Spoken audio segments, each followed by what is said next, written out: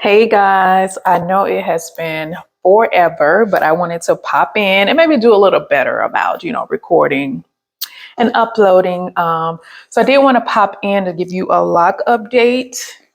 As you can see, the girls are growing. They are so, I just love my locks. I wish I would have done this sooner because I think this is the longest my hair has ever been in my adult life. Possibly as a child it was longer, but my locks are amazing. I love them. I love them. But yeah, I just wanted to pop in and just give you a lock update. Today makes, I don't know exactly, maybe 2.5 years. It'll be 3 years in February. So yeah, I'm at 2.5 years locked. And I wanted to drop in and just discuss my hair routine. And it's very, very simple, which is why I have not been uploading videos about my locks because I have the most low maintenance regimen I think there is. I'm sure it could be a lower maintenance, but it's pretty low maintenance. As far as cleansing, I just use a regular shampoo. I do deep condition each wash day, which is every 2 weeks. I wash every 2 weeks. I condition with apple cider vinegar and water mixture. The apple cider vinegar is a detox for your hair, and it also surprisingly leaves my hair really soft once I'm done applying it to my hair. So basically, what I do, I wash my hair. After I'm done washing my hair, I spray the apple cider vinegar and water mixture onto my hair and I cover my hair and I finish showering. So I let it sit for a while, just to break up all that crud or dirt off my scalp, out of my locks. And of course, once I am done shampooing, I rinse it out really good. Apple cider vinegar, as you know, has a really strong scent. So I try to do my best to get all of it out of my hair. And although I do that, it does leave a scent for at least 2 days after I wash my hair. It's not a strong scent. You just smell a hint of apple cider vinegar, right? So it's not anything crazy. I would recommend it. Like I say, it is a detox for your locks, and I do it every 2 weeks during my wash day. Right. All right, as far as the maintenance after wash day, I am semi free form and I do not retwist my hair. What I do is I maintain my parts and my roots by grabbing my new growth and making sure I wrap it around the lock. My new growth does not grow in my locks. They grow outside of my locks. If I don't do that, I will experience thinning at the root, and I do not want thinning at my roots. My hair is fine. My hair is extra curly, so all of my new growth just grow. It just grows wild. Um, I do that like at least every 2 weeks. And sometimes, some wash days, I don't do it immediately after my wash day. I may wait until maybe a week later and then I'll just go in, feeling around in my head, making sure my parts are still there. And then if I find some new growth, I'll grab it and wrap it around the lock. I want to give you an example of what that looks like. Never mind this. This hair will not lock. It's not really close enough to a lock, so I just let it curl on its own. I just twist it up. But just to give you an example, I can't really see. For instance, okay, here's one. So you see how this new growth is kind of just like sticking out of the lock? I would gently just grab it and I just wrap it around. And ideally, I do this when it's wet because it's more pliable and it will stay longer. So the concept is eventually it'll tangle up and knot up and start to lock within the lock.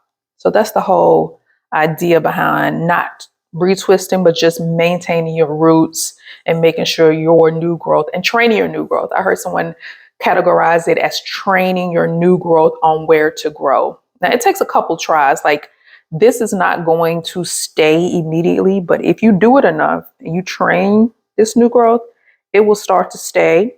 And of course, shed hair get tangled up in there and it'll cause it to also permanently stay. And eventually it grows out into a lock. But yeah, that's what I do. I just go through my hair. Here's another example. New growth just growing outside of my lock. I'll just get it and I gently wrap. I mean, I'm not doing anything tight. And I just gently wrap it around my lock. So that's how I maintain my roots and I guard against thinning. Again, I do not retwist my hair. I just maintain my roots.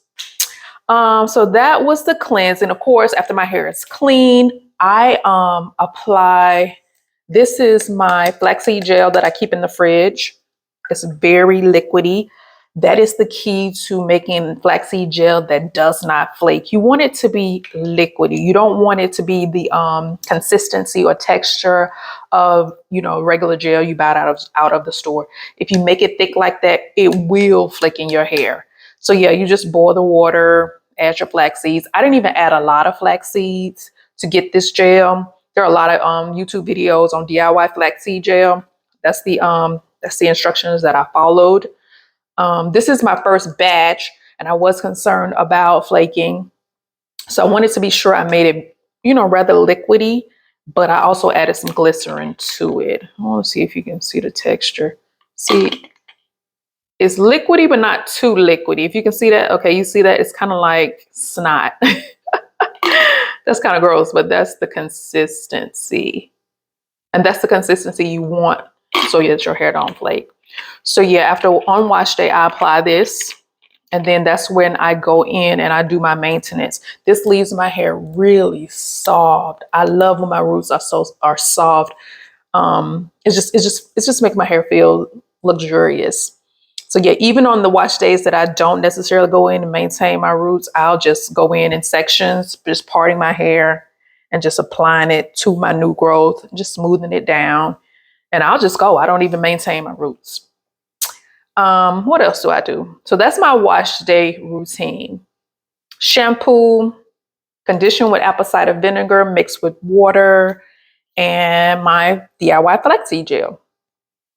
As far as the day-to-day maintenance, I do spray my hair every day with aloe vera water. I have it here. This is a new jug. I got this from Horizon. I put this in a spray bottle, add glycerin, and I add an essential oil, and that's what I spray my hair with every single day. I don't lightly spray it. I really water my hair. I want to be able to feel. I do my scalp. I spray my scalp. I spray my locks, the length of my locks, and then I actually just squeeze it in. I squeeze it in, make sure that moisture is getting in my hair, right? So I do this every single day. I'm actually moving away from buying this. I have now started making my own water using dried leaves like hibiscus, chamomile. I have it here. Okay, yeah, I have it here. So I get these from Amazon. This is going to last me a couple of years. I boil the water, I add the dried leaves, and you don't need a lot. And I put the leaves in there. I actually have, I want to call it, what do you call those sacks? You know this. I can't remember the name of the sacks. Basically, I put my leaves in that sack so that the leaves don't get in the water. I don't have to do a lot of filtering to get all of the, you know, the leaves out because I do not want that in my hair. I can't believe I forget the name of those sacks.